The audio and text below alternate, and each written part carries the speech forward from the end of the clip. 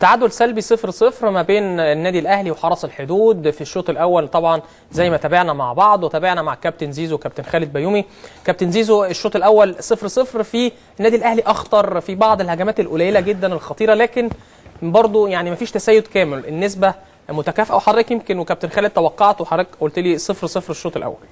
لا هو طبعا في بعض الامور الواحد بيبنيها على القدرات المتاحه في الملعب.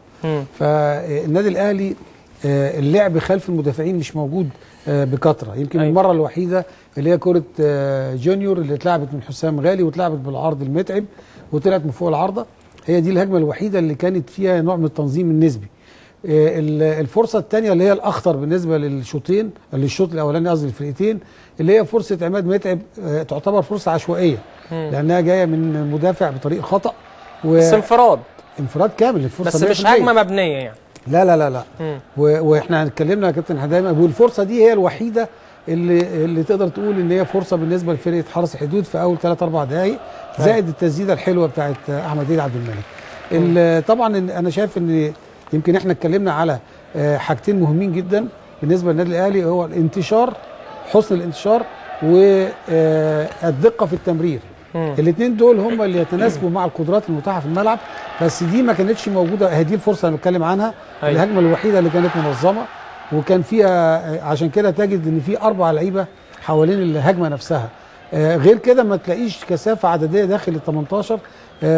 يعني لو عماد سليمان حسنا، لو قصدي وليد سليمان بيكمل، هتجد انه لوحده في الكره اللي هي مثلا لعبها بكتفه اللي وقع فيها واصيب ورجع.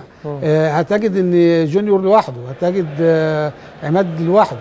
دي الهجمه الوحيده اللي كان فيها عدد كبير.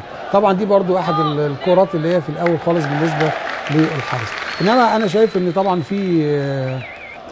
في عدم انسجام، وده انا شايف انه طبيعي جدا، لان في حاجه اسمها التغيير والتطوير، بس في حاجه اهم اللي هي فاعليه التغيير وفاعليه التطوير لم تحدث بعد، لان دي بتحتاج لزمن، وبالتالي انا شايف لسه النادي الاهلي ما وصلش للنقطه دي. تمام. كابتن خالد، زي ما اتكلم كابتن زيزو قال لسه الانسجام شويه مفقود، لسه ما فيش تفاهم ما بين لعيبه النادي الاهلي، ان الطريقه جديده، في بعض العناصر اللي دخلت وبتشارك من بدايه المباراه زي عبد الله السعيد ووليد سليمان.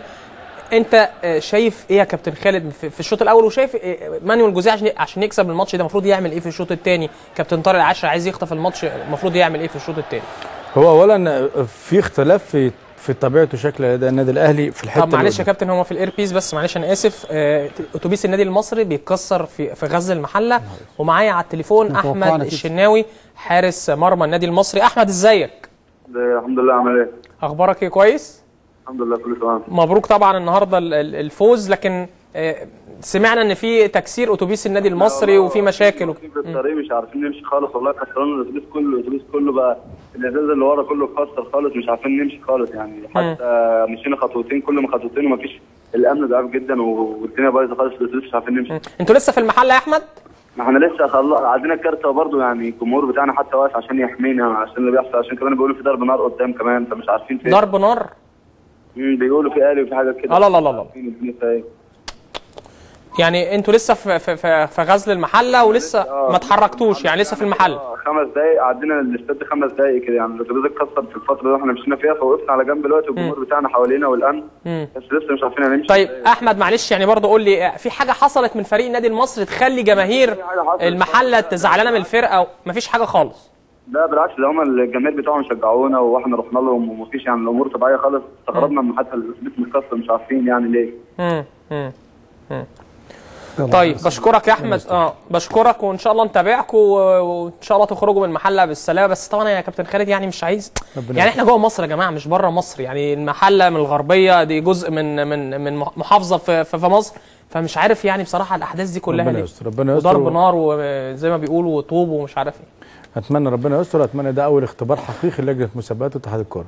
طيب معلش هنطلع فاصل ونرجع مع كابتن خالد بيومي ونشوف كابتن خالد متوقع لايه للشوط الثاني، وازاي مستر مانويل جوزيه بيفكر والكابتن طارق العشري في مباراه النهارده.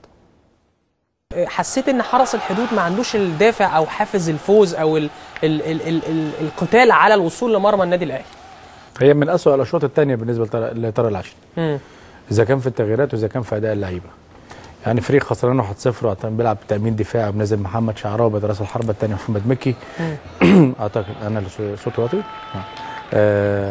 بدل محمد حسن مكي. اعتقد ان طبعا ده كان صعب جدا واثر كتير جدا على النواحي الهجوميه بالنسبه لفريق الحرس.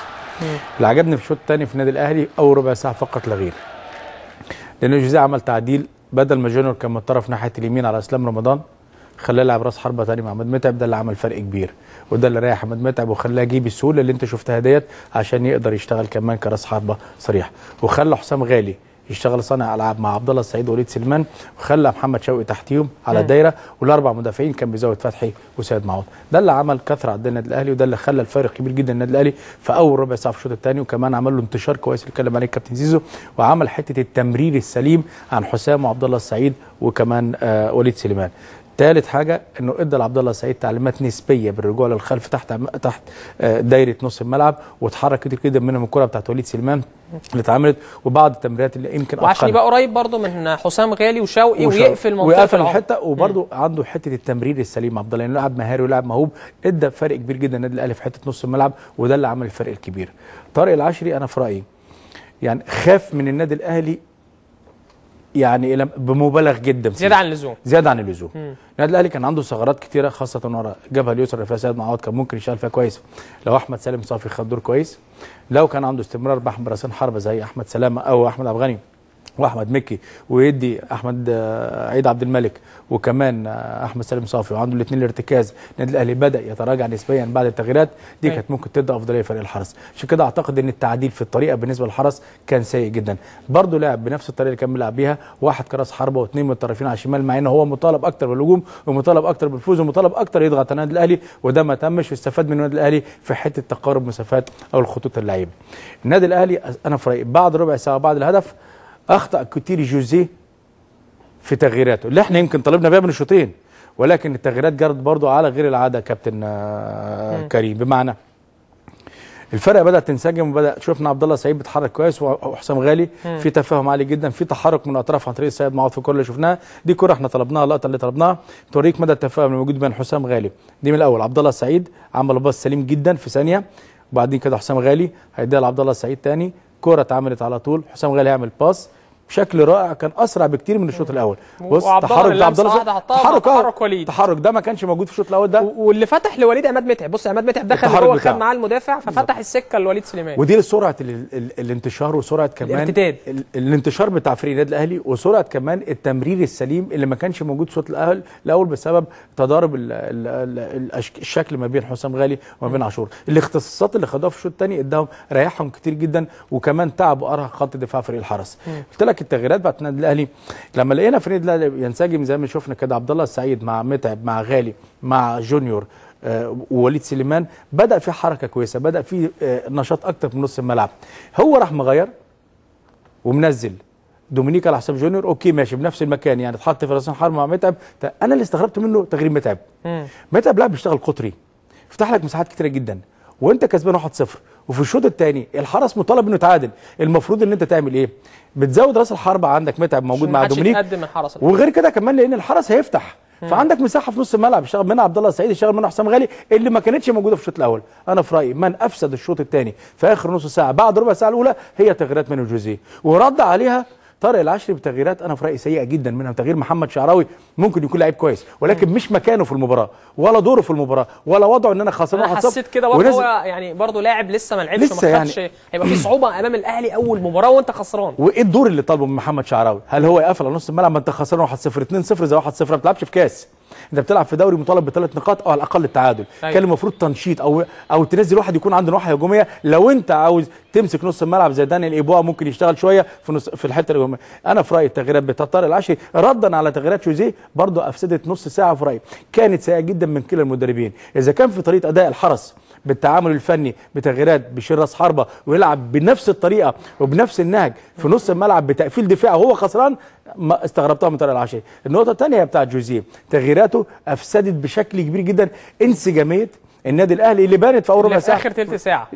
احنا يعني التغييرات دي اثرت على النادي الاهلي في اخر ثلث ساعه اللي هو ما وصلش كتير. ما انت تقسمها جزئين يا كابتن كريم، مظبوط يا كابتن زيزو، تقسمها نصين. النص الاول انت بتتكلم على ربع ساعه اللعيبه بدات فعلا تخش في الانسجام وبدا يمرروا صح. وشفنا عبد الله السعيد في تفاهم عالي جدا ما بينه وبين حسام غالي وبين وليد سليمان وحتى كمان جونيور عماد متعب. وشفنا الكوره بتاعت سيد معوض وفتحوا سكه لسيد معوض. لما جم اللعيبه ينسجموا وبداوا يشتغلوا بشكل جماعي ممتاز وبدا الخط الامامي زي ما هو مطلوب من النادي الاهلي، شفنا التغييرات اثرت كتير وافسدت برضه. ليه؟ لان يعني دومينيك اول مره يلعب مع عبد الله السعيد نفس الموضوع، وليد سليمان خد دور ثاني غير اللي خده بعد ما كان عبد الله السعيد، ده كان بيركن على ده في بدايه الشوط الثاني، ما حصلش خالص. شفنا تغييرات في رايي افسدت الشوط الثاني تماما، وانا دي من اسوء المباريات اللي شفتها لطارق العشري في حته تغييراته بالنسبه للحرس. طيب هنروح استاد اسكندريه.